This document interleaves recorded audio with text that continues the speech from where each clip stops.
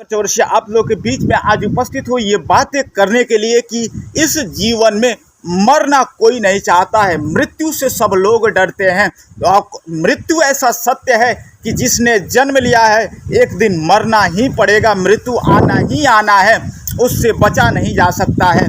तो मृत्यु पर विजय पाने के लिए आप क्या कर सकते हैं? क्या ये मृत्यु आत्मा की होती है या शरीर की होती है? तो इसका प्रश्न को हम समाधान करने के लिए एक बार ऐसे ही कह दें कि आत्मा अमर है और ये भौतिक शरीर नश्वर है, इसे नष्ट हो ही जाना है। ये पृथ्वी, ये धरती, ये सूरज, ये चंद्रमा, ये सब नश्वर है और इन सबको नष्ट होना है, प्रलय होना है और एक दिन ये नष्ट होंगे ही, इसकी निश्चित अवधि है और ये सब भी नष्ट हो जाएंगे। और इसमें कोई बच सकता है, कोई अमर है, तो इसमें जीव है, प्रकृति है और परमात्मा है और इन तीनों के अलावा कोई भी नश्वर नहीं है और कोई रहने वाला नहीं है।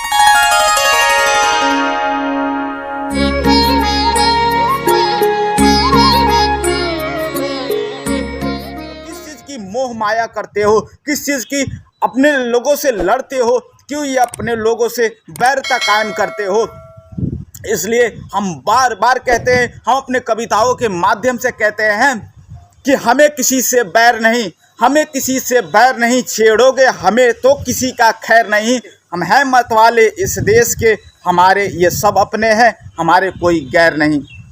तो आप देखते हैं कि हमें इस जीवन को जीने के लिए कितना संगठित रूप से रहना चाहिए, कितने एक होकर के रहना चाहिए, एकता में रहना चाहिए, ताकि हमारे अपनी संस्कृति बचाई जा सके, अपने देश की, अपने राष्ट्र हित में कार्य की जा सके।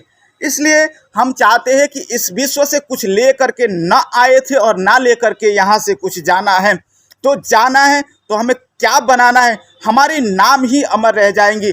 अरे इस जीवन में तो अपने दो जीविका टालने के लिए सुबह शाम की भोजन तो पशु पंछी जीव जानवर भी खोज लेते हैं, लेकिन हम इसलिए मनुष्य हैं तो हम इस धरती के लिए, इस पर्यावरण के लिए कुछ करके जाए, क्योंकि हमारी मानवता की श्रेष्ठतम विचारों को हम फैला करके जाए, वेद की ज्ञान इस दुनिया को सिखा करके जाए, आने वाली पीढ़ियों को हम बता करके जाए, ये हमारा कर्तव्य बनता है।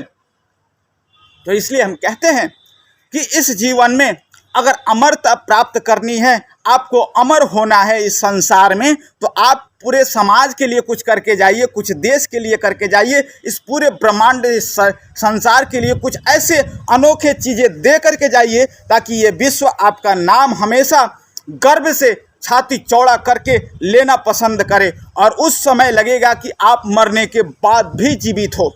और ये सबकी ख्वाहिश होती है कि मैं मरना नहीं चाहता, तो सच में आप नहीं मर सकते हो। होते हैं कुछ अमर ऐसे लोग जिनके नाम ये दुनिया उनके मरने के हजारों साल भी बाद भी रटती रहती है।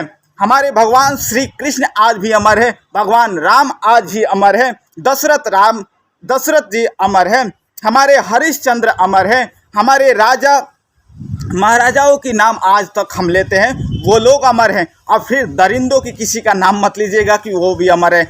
उन दरिंदों का नाम तो लिया जाता है लेकिन उनके अत्याचार को दिखाया जाता है, तो उन पाखंडियों का, उन अत्याचारी अन्यायियों का अमरता नहीं, उन लोगों की वो गाली दी जाती है जो उनके कुकर्म किए हैं।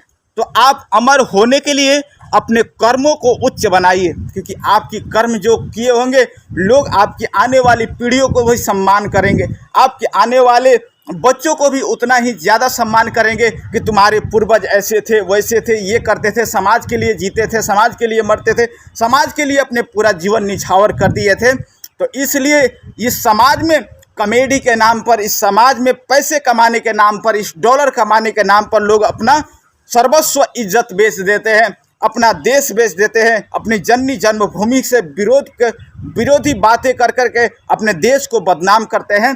तो मैं चाहता हूं कि ऐसी बातें नहीं होना चाहिए। हमें राष्ट्र हित में जीना चाहिए, राष्ट्र को संरक्षित करने के और राष्ट्र को एकताबद्ध करके अपने जीवन शैली को सुधार करने वाली बातें हमें हमेशा ये सीखनी चाहिए। तो इसलिए इस जीवन में, इस संसार में जो कुछ भी मिला है उसमें हमें खुश रहना चाहिए और आगे बढ़ते रहने का प्रेरणा हमें सब देशवासियों में देना चाहिए। आने वाली पीढ़ी आपकी कैसी हो सकती है ये आपकी युवाओं पर निर्भर करता है, और जिस देश के युवा अच्छा है, जिस देश की युवा पीढ़ी सशक्त है उस देश का भविष्य भी उच्चतम गौरवमय है।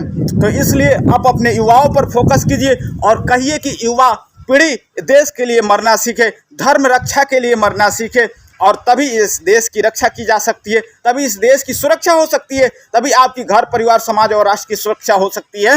ये कहते हुए मेरे मन में अनेकन ख्याल आता है, खुशी मिलता है कि मैं अपने देश के युवाओं को जागृत कर पा रहा हूँ, और ये जागृति, ये संस्कृति संस्कार की रक्षा हेतु मैं बातें कर पा रहा हूँ, क्योंकि आज भी कई ऐसे लोग हैं जो राष्ट्रद्रोह में डॉलर पर बिके हुए लोग हैं, जो इस देश के खिलाफत में काम कर रहे हैं, और ऐसे काम हमारे देश में नहीं होने चाहिए, किसी संसार में नहीं होने चाहिए। और धर्म कर्म की बातें सीखनी है तो भगवत गीता, वेद, रामायण, महाभारत और सत्यार्थ प्रकाश जैसे ग्रंथों को पढ़ना ही होगा, तभी जा करके हम अपने संस्कार और संस्कृति इन वेद शास्त्रों से ले सकते हैं और अपने राष्ट्र की रक्षा कर सकते हैं। तो आइए आप भी इस कार्य में जुड़े और हमारे संगठन, हमारे विचारों को समर्थन कीजिए। नमस्ते।